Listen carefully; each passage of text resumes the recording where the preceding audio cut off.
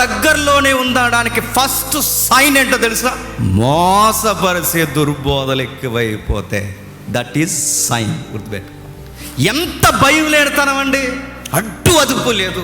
YouTube వచ్చిన తర్వాత, social media ఇంత వేగంగా పరిగెడుతున్నప్పుడు, సైన్స్ ఇంత పురోగభివృద్ధిని సాధిస్తున్నప్పుడు, మీమ్స్ మీద మీమ్స్ దేవుడిని ఎరగని వాడు చేస్తున్నప్పుడు భయం లేకుండా మళ్ళీ అడుగుతున్నాను. వాడు మీమ్ చేస్తున్నాడని కాదు, ఈడెవడేమన్నా పర్లేదు, లోకమేమన్నా పర్లేదు, సైన్స్ ఏమన్నా పర్లేదు. ఈ పులిపేట మీద నిలబడినప్పుడు ఎవడరా ఇక్కడ గంట మెసేజ్ చెప్పింది అన్నప్పుడు నా దేవుడికి నేను చెప్పాలి, మై లార్డ్ నేనే చేశాను ప్రసంగం అని చెప్పాలి. ఆ రిఫరెన్స్ ఎందుకు అలా చెప్పావంటే, సత్యవాక్యమును సరిగ్గా విభజించాను ప్రభు అని ధైర్యం కలిగి చెప్పాలి. చెప్పగలరా? ఈ కల్ట్ స్పీకర్స్ చెప్పగలరా?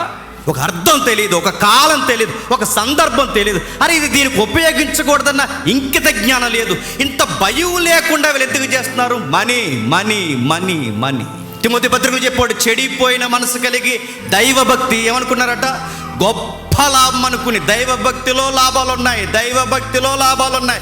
Money money money. డబ్బు కోసమే గడ్డి తింటారు. డబ్బు కోసం సీము, నెత్తురు, సిగ్గు, పిడియం ఏముండదు.